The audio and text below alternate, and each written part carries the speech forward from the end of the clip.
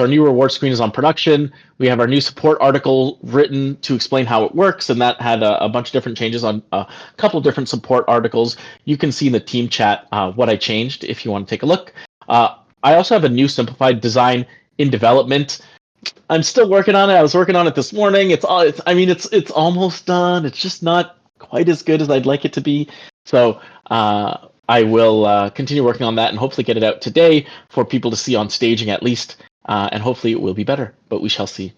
On the in-app voting side, Tom airdropped a bunch of Black Flag token last week to users. So you should see it in your BCard app already.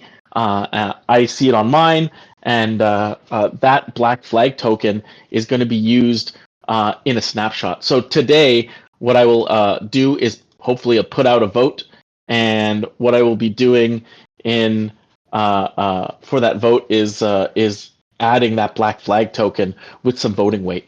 So the goal is for all of our users to be able to vote on that monthly vote, and the ultimate goal is for us to kind of get a little bit more testing on that in-app voting. So that in-app voting is kind of our first in this kind of hopefully series of integrations that we use to make Web3 really easy to use. It's just using Snapshot under the hood. So behind the scenes, it's using Snapshot, but when you use our app, you don't have to connect. It just looks like a very Web 2 kind of voting mechanism. And so that's what we're doing for, that's the first of our integrations, and hopefully we'll be doing a couple of others as well. But in the meantime, we're going to try to get usage on that in-app voting, and our OMF meeting, that's the Open Medicine Foundation, is booked for next week, Wednesday, as they express interest in using the in-app voting, and hopefully we'll get them to be able to use it on a monthly basis as well. So that's kind of it for in-app voting. Do you have anything else that you want to report on that front, Tom? No, you pretty much covered the bulk of it, I guess. The last thing I would mention is if you expect to see Black Flag token in your app and you don't see it, message me. Yeah, and the sooner the better, because then you'll be able to vote in this month's vote if you have that Black Flag token. All right. Next up, we have 10 new users a week as our next milestone. So that's our goal. Honestly, hovering at around 0 and 1 lately, and it's because we haven't really been doing much distribution on our sales pipeline. Not much progress on this front. I just haven't had the time to reach out to these organizations during the day, which is when, of course, offices are open during the day, but that's also when I'm working. So it's been difficult to reach out to these people. If anyone wants to help on the sales front, please let me know. It is something that I could definitely use some help with. On the endowment fund side, I'm not going to continue with the purple proposal. As I was doing some temp checks with the group, I was just getting a couple of people who were kind of vocal against it. I think it's because they wanted to use that funding for their own in real life events. And so it's not a ton of funding anyways. It's like I wouldn't have been able to get a ton of funding out of it. And but I did get some nibbles from Nouns Down members. So Nouns Down members had kind of said, hey, I would love to potentially make the treasury more sustainable, and this seems like an interesting way to do that. So potentially I will be writing that proposal for Nouns instead of purple. And I did have a member of Nouns say that they would be willing to post that for me, so we'll see. We had 10 high-quality communities. So this is kind of, honestly, our sales pipeline should probably go down here. Our 10 new users a week is really something different. We do need to dust off how we're trying to get those 10 users a week. But for now, we're going to be doing cold outreach as kind of described up here. Let's pop into our task perspective. Go ahead, Reyes. About the sales pipeline, I'm currently working with a sales coach who is here in Latvia. He's working at the best telecom companies as a sales coach and a device salesman. He's specializing in sales pipelines and strategies. I could ask him if he's interested to maybe do a session with you guys. I mean, that would be interesting, except I think that we haven't even done some of the bare baseline work, which is really kind of writing down some of the messaging, writing down our segments, and just kind of putting in that kind of grunt work, which is really the bare minimum that we should have done before we kind of engage that person. So yes, I think we should do it, and I think we should do the bare minimum before we reach out to that person. Honestly, I've just been having trouble getting through it, as I've been doing a bunch of other things at the same time. It's really just kind of hours in the day, if that makes sense. Yeah. No, I have him on very short notice, any moment, Okay. basically. All right. Awesome. And Al, I see that you said that you would love to take a first pass draft at a sales pipeline and messaging. That would be super helpful. And yeah, we can do it async. In general, we're async first. Excuse me. We come to this. We have like synchronous time so that we can get to know each other, and so we can have these kind of points where we're syncing with each other. But in general, the team is async first. So what I will do is I'm just going to write down on my list to reach out to you to speak to you about that.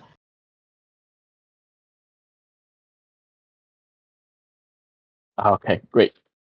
And we can move forward from there. All right. Thanks a lot for that, Al. Appreciate it. And thank you, Rainis, as well for that offer. Going into the task perspective, we have our April monthly chores, which are complete, I think. Yeah, posted on social and topped up in the EUA. Yeah, these are done. Yeah, if I'm not mistaken, Tom, these are done, right? I feel like. They're done. All right, awesome. So I'll mark that as complete. Going into, I'm going to bring Glow Dollar into the mix here, as we did say that we're going to reach out to them and run a co-marketing campaign with them, similar to the one that we ran with the Open Medicine Foundation.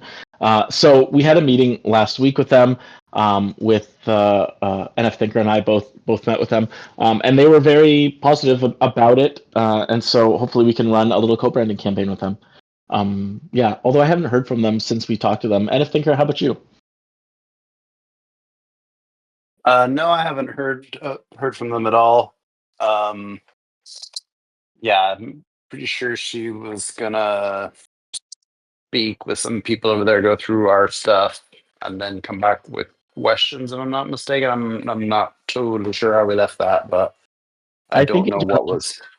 She was saying she needed to try to get access to some of the socials because the person who used to do the socials has been sick, and they were hopefully coming back this week. But I think it's going to be one of those things where we're going to have to push it along. Like, we're going to have to take the initiative and move it along. Likely story, yes. Cool. Well, I'll put it here so that we actually remember to take the initiative on that and move forward. Server software updates. How's this going, Tom? In the queue for work today. Haven't got to any of the upgrades yet. Awesome. Automatically dropping rewards to users' embedded wallets. As far as I'm concerned, this is... Yeah, I'm still updating the app screen. So hopefully this will be done today, actually. All right. Moving on, making in-app voting useful to the BCard and Black Flag Collective team. So we did figure out which snapshot spaces we're going to be doing. Ensure the wallets have tokens. Yep. Run some actually useful snapshot votes. I'm going to be doing that today. Instead of doing this, we actually sent it to all BCard users, and then we will try to get some feedback on that. So this is in progress. I'm hoping to get that snapshot out today. And on the excuse me, and on the ERC20 token for Black Flag Collective side, this is complete, is it not, Tom?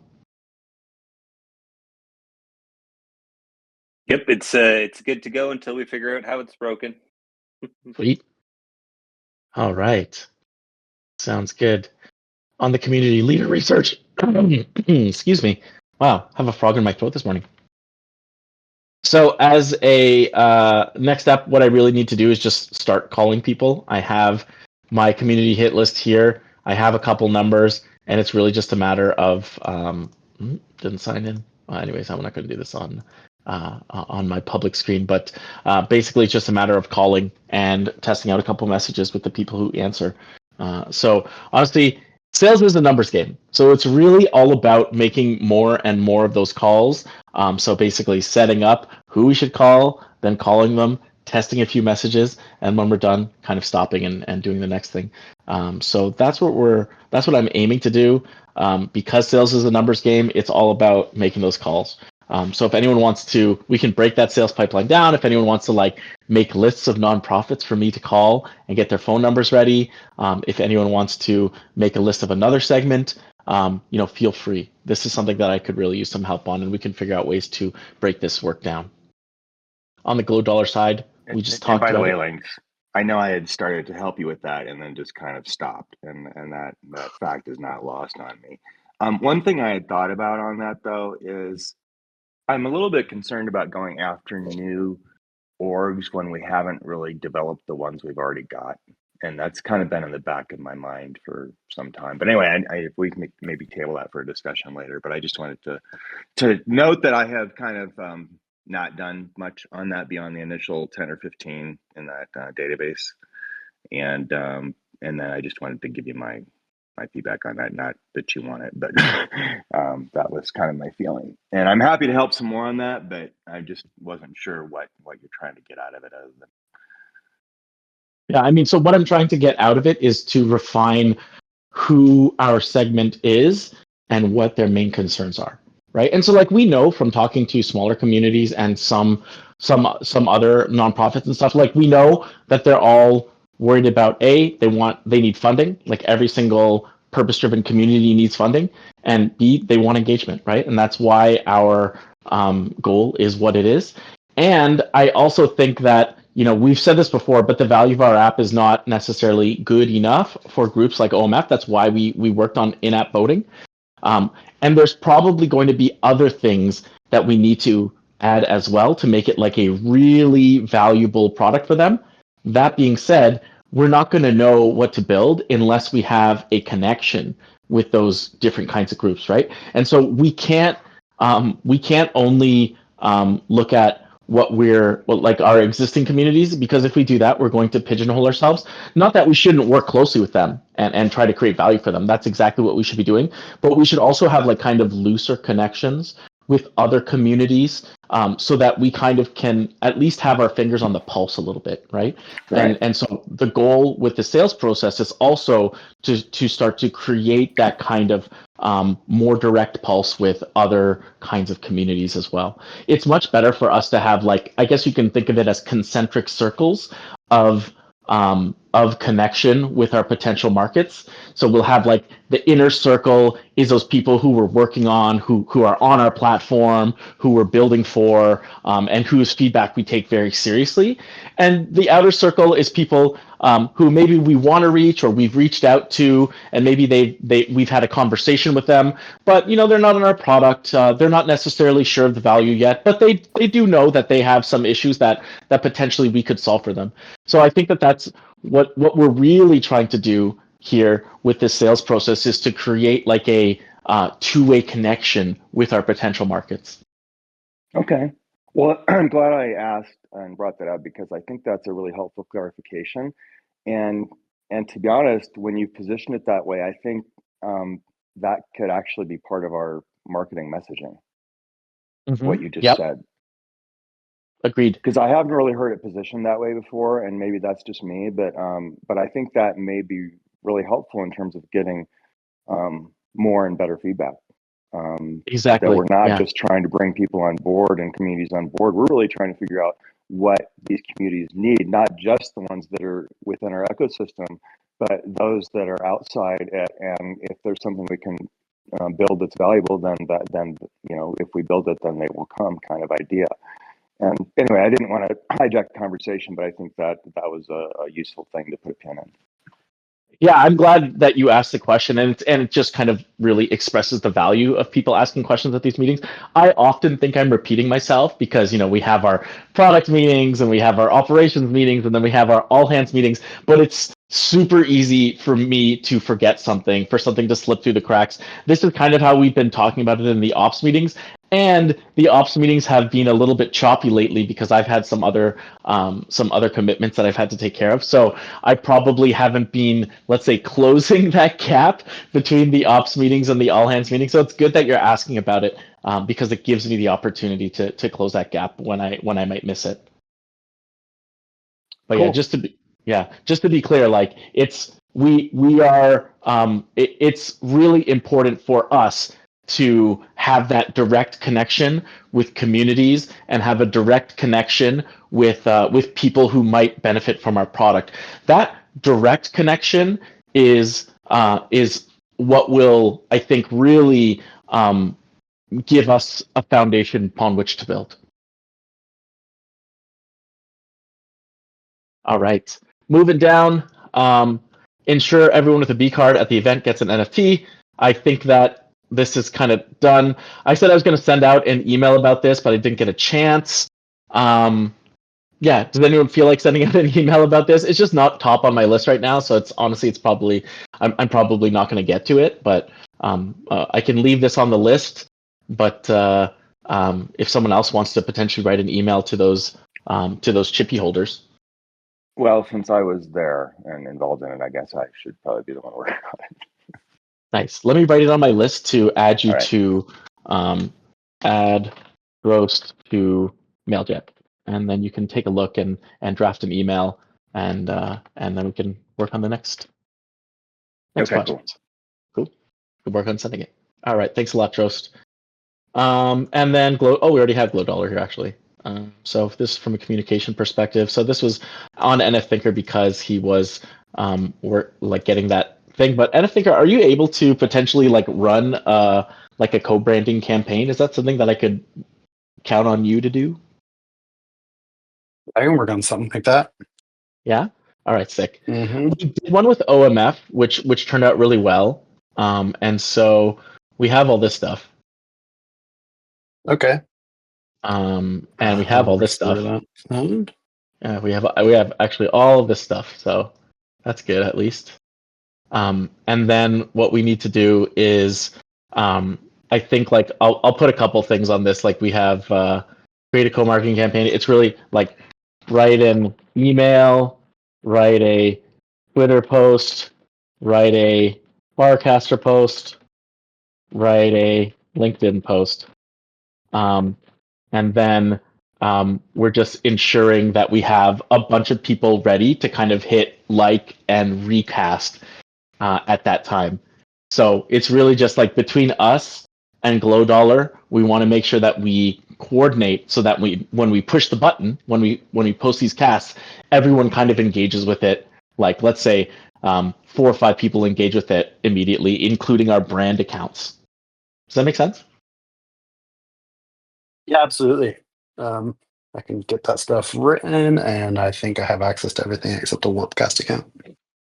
Sweet. Yeah, I don't even know if we have a Warpcast, like an official Warpcast account. Like we just have our personal accounts and we use the channel. So yeah, that's kind of what Okay, we've been yeah, doing. that's fine. Well, I Yeah. can definitely post from my personal Warpcast account and post it to the channel. Yeah, not a problemo. Awesome. Thanks a lot. And Yeah. then the Black Flag Endowment Fund, I kind of mentioned that today I'm going to be getting up that snapshot vote, which includes that Black Flag token as well with some voting weight. So that's going to be exciting. Everyone should then have some additional voting weight in their in-app voting. So that'll be exciting. So that's kind of it for what's on tap this week. Anything else that we're working on that's not on this list? Okay. What I will put on here, just to remind myself, is to, let's say, create a draft sales pipeline. I'll put L here. L, I'm just putting this on the list so that we can remember it later. Success criteria. So this links to have a chat with L about this. Come up with actual success criteria. There we go. All right. Anything else that we're working on that's not on this list?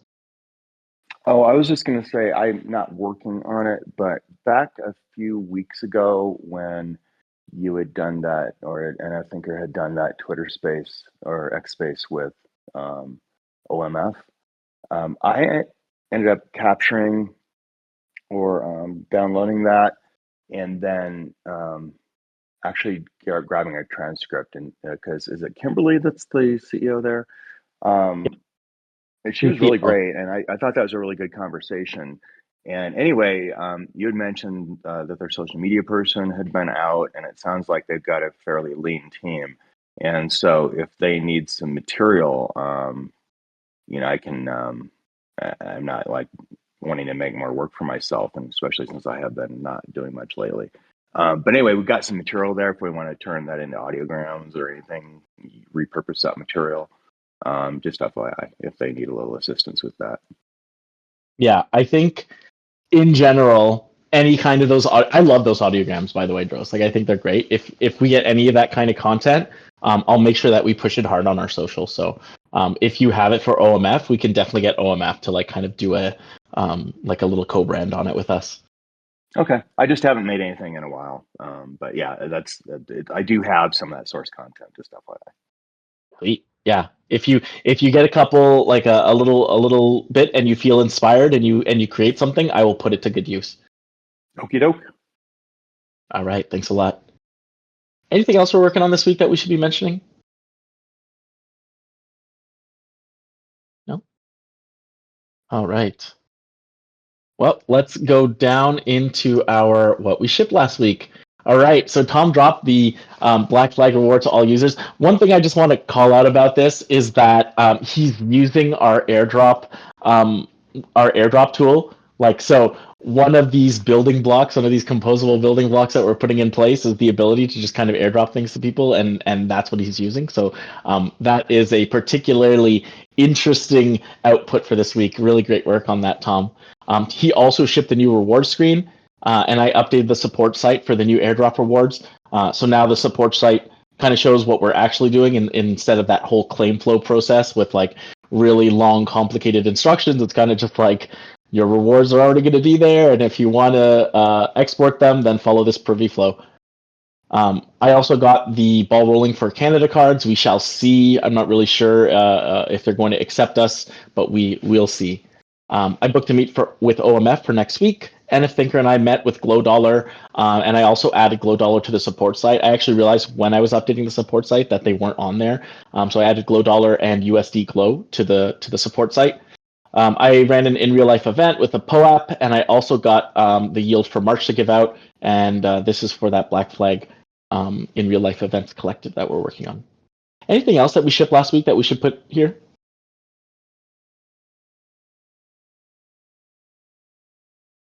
All right. Well, not bad. Now we can get into our discussion.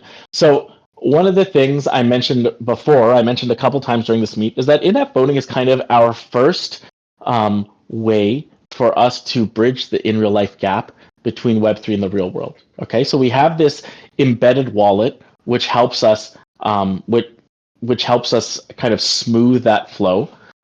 We have rewards that users can earn without having to understand how Ethereum works. They don't have to understand gas fees. They don't have to understand seed phrases, anything like that. So we have like a full end-to-end flow where users can earn a reward and they can use a reward. And so there's definitely more work to do around that flow, like earning a reward and using a reward. But again, the hypothesis that we've been that operating hypothesis that we've been using is that people have an aha moment about the power of blockchain when they get that token and they realize the value that token brings. So, hey, I've just done some work. I am now getting a token, and I can use that token for voting rights. That is a potential aha moment. There are other aha moments too, right? And so the idea that we've been working with is that DAOs are engaging, right? And you know what? It's like, let's not mince words right now. In the current market, I feel like DAOs are probably the least engaged that they've been in a really, really long time. But that being said, I still believe that DAOs are more engaging because they put the power of ownership into individuals' hands. And so one of the reasons that I was really attracted to the startup space is that we got equity. Hey, you get upside on the work that you're doing here. Not only do you get upside, you get ownership in your tasks that you're doing. And so blockchain takes that to the next level. So the brainstorm here is really, how can we make it easier to engage people? Our purpose is to create revenue engagement. It often takes engagement to create revenue, so we need to start with engagement. And our hypothesis is that Web3 tooling creates engagement. So how can we use this to the best effect? Think about where you've been in the past, the different DAOs you've contributed to. Think about when you felt truly engaged and part of something. Think about when you've wanted to go back to that thing over and over again. What was it that was drawing you there?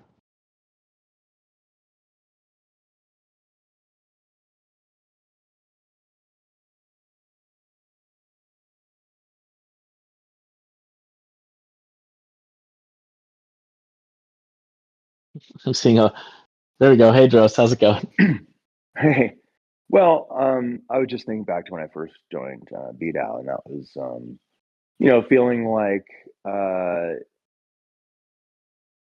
you could work on something or jam with like-minded individuals. Be able to talk about stuff that's hard to discuss just in the, in the general population cocktail party kind of thing. So birds of a feather, I guess. And then having a purpose, some unifying purpose, I think. Whether you're, there has to be some kind of a guiding something, right? That either the team you're on, whatever you're building is driving toward, whether it's some grand purpose or just something that everybody can agree upon, and that the idea, like with BDAO, was, which I know was kind of ridiculous. The statement, I mean, I even thought it was ridiculous at the time, but knowing that it was hyperbole, bringing 1 billion people onto blockchain or into crypto. I mean, that's crazy. That's crazy talk for a small, basically volunteer organization that's not backed by huge multinational dollars. I mean, it's just, but it was the idea, how do we do things that can broaden the appeal and bring people into the fold? And so that was the broader message, as opposed to, the specific number of bringing 1 billion people into blockchain. So purpose and community, right? Birds of a feather, like-minded, being able to express and share and feel like you're not alone in your thinking. Because it is easy to kind of get wrapped up in your own world until you maybe go to an event or hang out in a meeting, even if it's virtual, and you find that there are other people that are expressing the same things that you've been thinking. And it's like, oh wow, I'm not the only one that thinks that. So yeah, purpose and birds of a feather. And so I think it's worth digging into that a little bit more, because you're absolutely right that part of the reason why Bankless DAO was so interesting in those early days was that people were speaking about stuff, and you kind of identified with the things that they were talking about. And that most of this happened on Discord. And so like that was kind of where the action was happening. You joined the Discord, and all of a sudden people were talking about things, and you were like, this is actually really interesting, right? Like I want to dig into this. I think that that's something that we lack on BCard, right? We're not actually making it easier for communities for people who are potentially thinking about joining communities to actually to actually feed into that kind of conversation that's happening. One of the ways that we could do this is, one of the ways that we've been ideating to do this is by using Farcaster, which is like that kind of programmable social layer.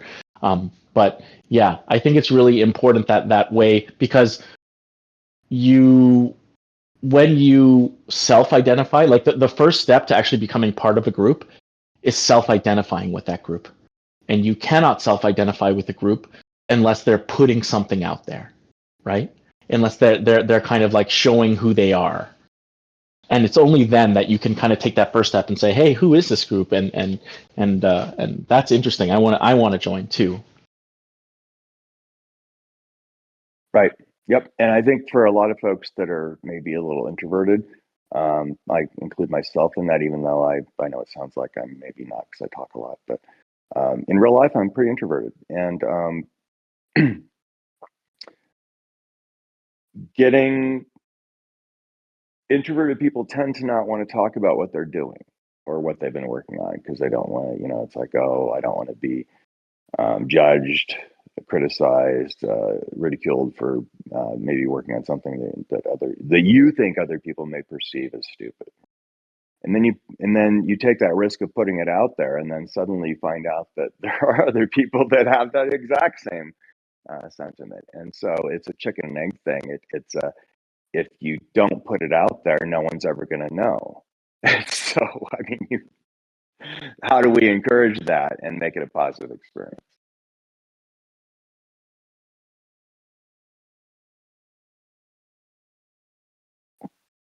Yeah, absolutely agree there.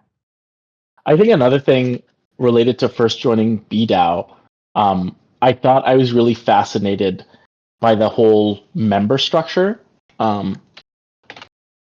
So, like this idea that there were like L1 members, L2 members, and you had to earn a certain amount of bank, had to earn a certain amount of token to become that member. Like I think that was really like that was one of the reasons why I was doing work was because I wanted to earn the bank so that I could become an L1 member. Like that was kind of my goal early on.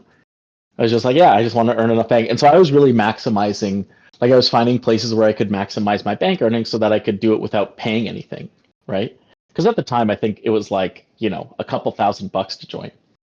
Yeah, well, And I then was airdropped it.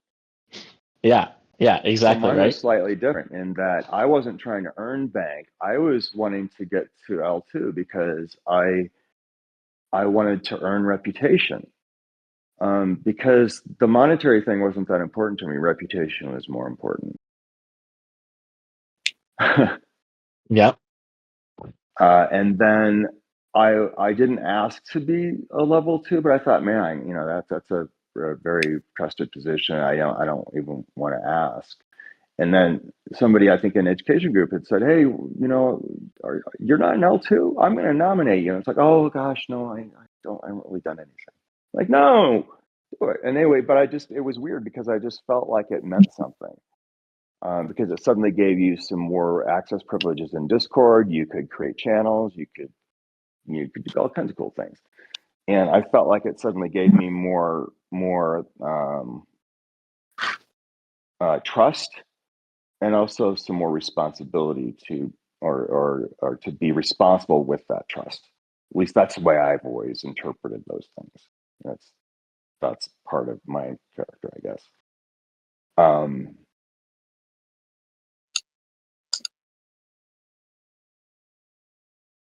Yeah, absolutely. Yeah, so I think that membership structure was like really interesting, and so like how this, bringing that line back to BCard, I think like the NFTs that we drop, the chippy holders, and the NFTs that kind of show up on your BCard screen. Imagine if there was a way to celebrate, like, hey, you've now gotten 500 BCard. That puts you in a new membership tier, and that means that you get X, Y, and Z. But that only really works when you see that there are other members, right? Like it doesn't, like if it's just alone and you're like, oh, okay, congrats, woohoo, right? Like it doesn't really matter. Like if someone said, hey, you're an L1 of Bankless DAO, and I wasn't in the Discord, I would be like, I don't care at all, right? And so it's all Right. about how that works within the context of that first thing, which is being able to kind of connect with like-minded people and seeing that there was like some sort of membership structure there. Well, it's funny because we talk about being egalitarian, but people also want to feel special. Yep. It's For even me, whether it's a real life event or whether it's online. You want to get to the front of the line. You want to be the one that gets past the velvet rope. Or maybe you resent the people that are getting past the velvet rope. It just depends, right? I'm not talking about clubs. I'm just talking, nightclub kind of stuff. I'm just talking about this idea of belonging and then feeling special, but then the people that aren't part of the quote special people's club still feel special in a different way, right? And so what are the incentives for each different group, and how are you doing it in a way that's meaningful and not exploitative? Yeah, I think like the key for me, or at least the key difference for me is there is this idea, like status is always something that humans like. Humans enjoy having status. The difference for me is like if you join a group, there are people who have been part of that group for a long time and they've probably done a lot for that group and they deserve the status that they have. But the key is not blocking others from gaining that same status. Right? I feel like that it's like there is a path for any individual who drops in to also gain status, right? It's I guess like it's the difference. Some people say like it's a difference between what do they say? Equality and equity. Equity is like everyone has access to the same opportunities, and equality is everyone is just the same no matter what they do. And I think that idea of having access to the same opportunities is what I really is what I think is engaging because hey, that could be me, and that is like a valid thing. Like honestly, that's kind of the U.S. dream, right? Like that is the American dream, right? Is that like, hey, give me you're tired, you're hungry, you're poor, your masses yearning to breathe free, and the American dream is you in one generation can make enough wealth to completely change your life, right? Like that drew in tons of people. That idea, I think, like is Well, that's part of the something. brand.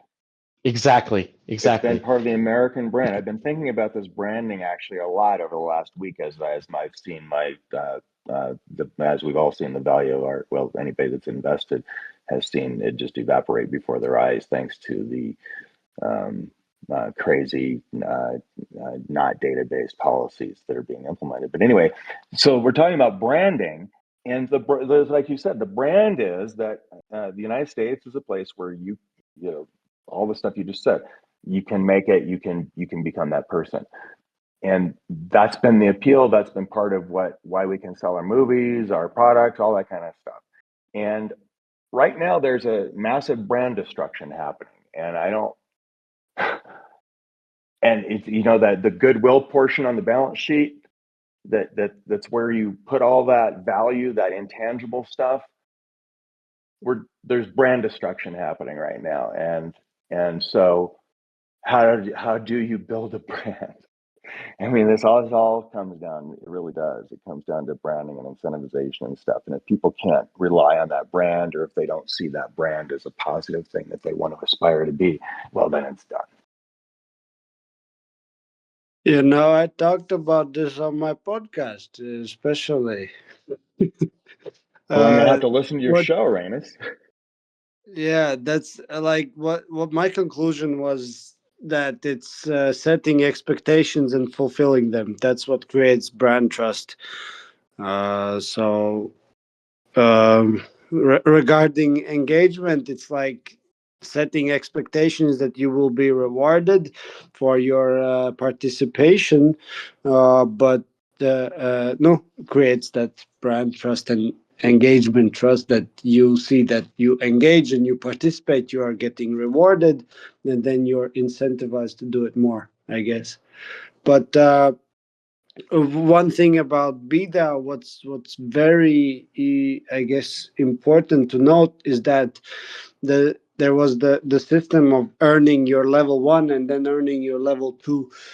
At some point, when the token was at its highest points, uh, the there were guest passes who didn't feel like they need the level 1 anymore.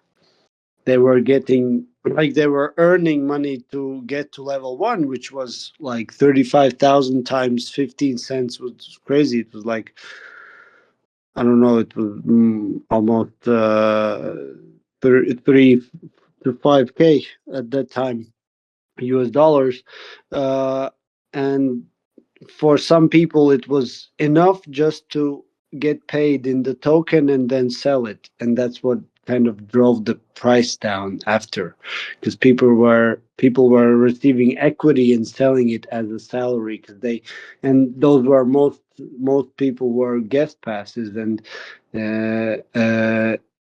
like at some point the status of L1 wasn't as important as getting just paid for your work, that oftentimes wasn't even that impactful in the organization. So it's the other side of this coin I wanted to mention. Yeah, it's funny too because I was doing a lot of talking with people at that time when I was like trying to figure out like what the issues were, and I found that when you have those kind of extractive members of the community, it actually has a cooling effect on all of the truly like purpose aligned people in the community. So people were less likely to contribute if they saw someone getting paid for what they thought wasn't a good reason, right? And so I think that that's kind of like a disengagement. It's kind of like the opposite of what we're talking about. Like that's what creates disengagement. But if we follow that thread and we look at like what is the opposite of that, it is when you see that people are getting paid for doing good work, right? People are getting like the ones who are getting rewarded are the ones who are actually pursuing the purpose. Does that make sense?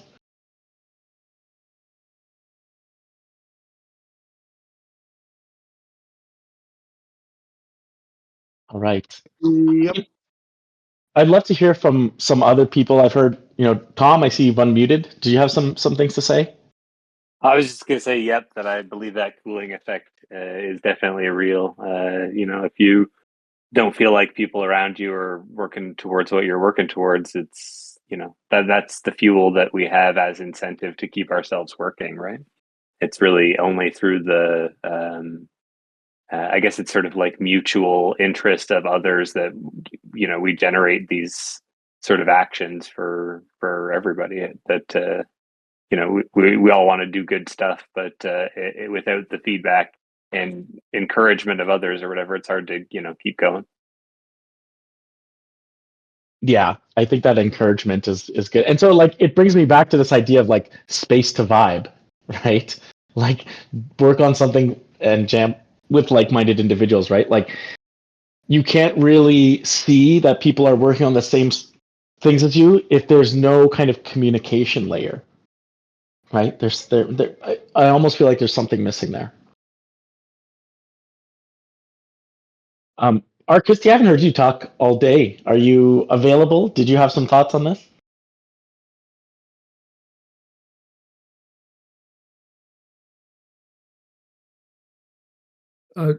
Well, so I mean, I guess one thing I was thinking about as we were talking about this was how like the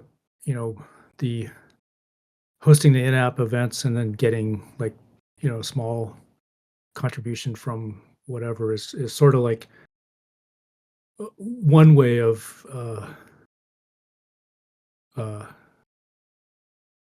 getting paid for doing something right. And I think the thing is that like how do you keep that like going in terms of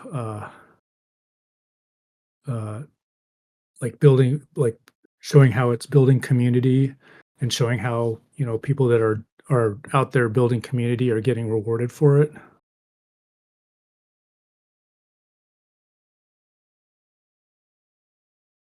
Yeah. So Um, how do you ensure that people who are putting the right stuff out there are getting rewarded for it? Is that kind of it?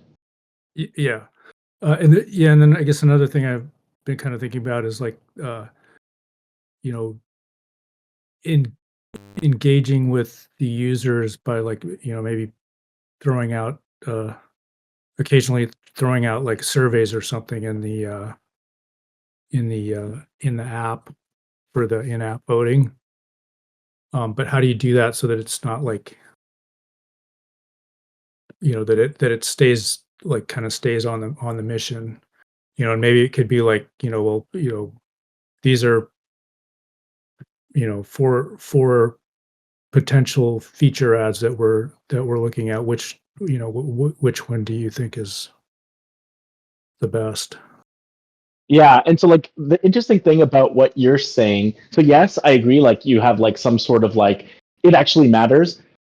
It really brought to mind, I don't know if you're using Ponder. There's like this Ponder mini app, which is essentially just surveys.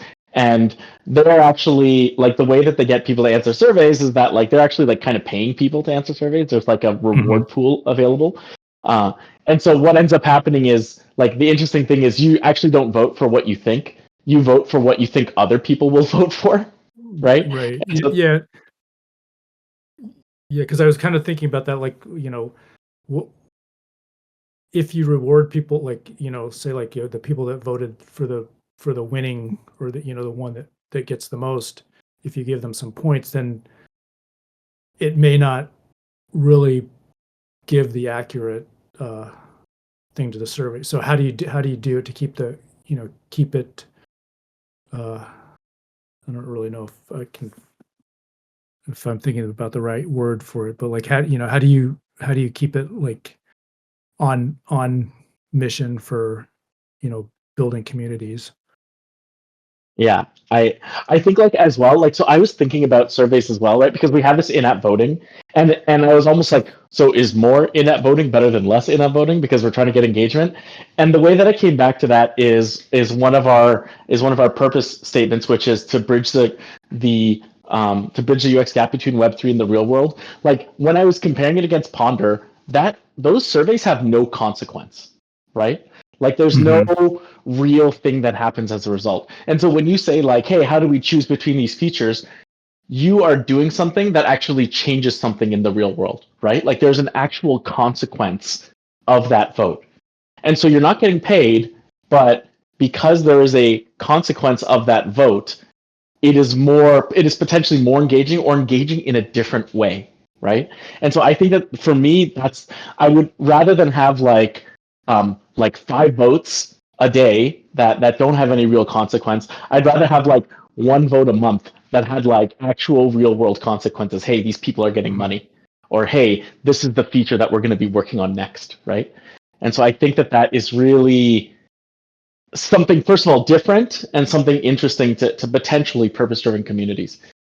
Every time I'm thinking about these engagement figures, I'm also thinking, when we had the discussion like, oh, don't we want people to open our app? And we're like, actually, if they're swiping the card, we don't care if they open the app. And so our engagement metric is actually them using the card to buy things more so than them actually opening the app, which for most other consumer apps, them opening the app is the 100% most important thing, right?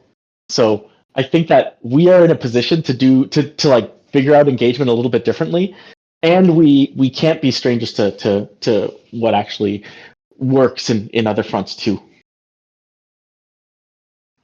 So I love this point that Al made, that visibility of impact is important as well. For purpose-driven individuals, people are more motivated by a cause. So actually seeing their actions translate into outcomes could be a pull factor to continue engaging with the product. Agree. We need to close that loop. And actually, we don't do a great job of that now. So this leads me back to that idea of like, we don't have a place to have that kind of communication within the app. We don't have a place for people to say like, hey, you're voting on these things, and by the way, here are the people who got voted for. We do that on Farcaster, but it's not connected to our community's apps in any way. So if you're not on Farcaster, you're not going to see it. So for instance, Open Medicine Foundation, if they started doing this thing, they'd want their users to kind of see the results. And so we could do it on Twitter and that kind of stuff. But I think that there's a gap here. I think that there's something that we could do here to actually help bridge that gap, that kind of like communication with individuals. Hey, if you post on this Farcaster channel, it's going to show up on this website, that kind of thing. I know we only have a couple minutes left, so I would love to. Hey, Shelby, do you have any thoughts on engagement in DAOs?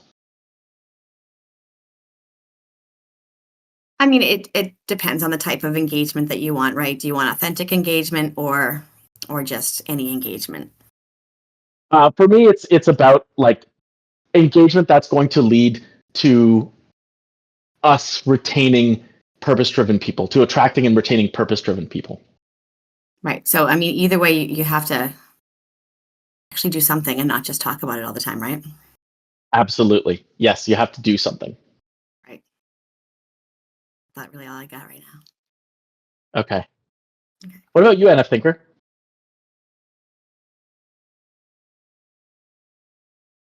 Yeah, doing something is definitely trumps not doing something.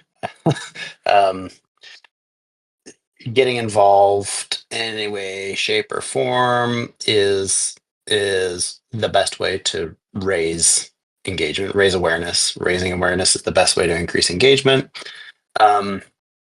We've heard of quite a few different themes from the various contributors around here today, and for me, it always kind of points back to memetics, right? It is making something desirable, and it doesn't have to be celebrity.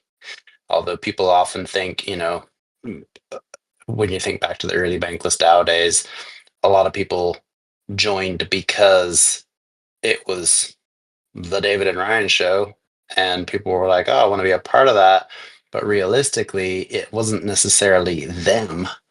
It was the message that they were pushing, and whatever that message was really resonated strongly amongst thousands of people. And what we're doing here, I think we're fighting a bit of an uphill battle, because anything relating to crypto at this point in time has a very negative stigma. At that point in time, we're looking at post-pandemic, and we had a lot of people who felt very jaded by traditional systems.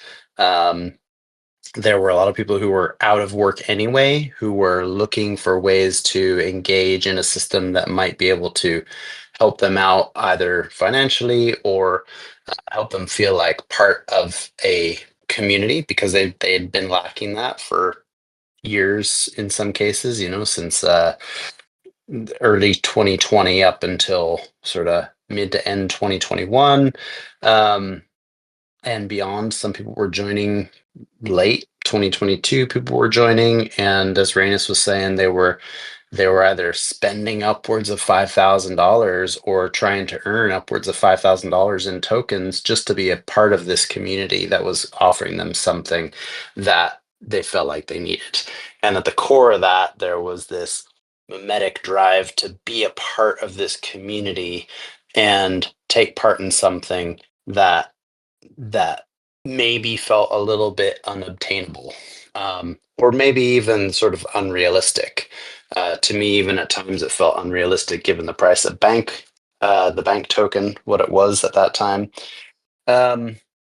So, it's easy to sit here and break down the ways that we can get people involved and the reasons why people get involved.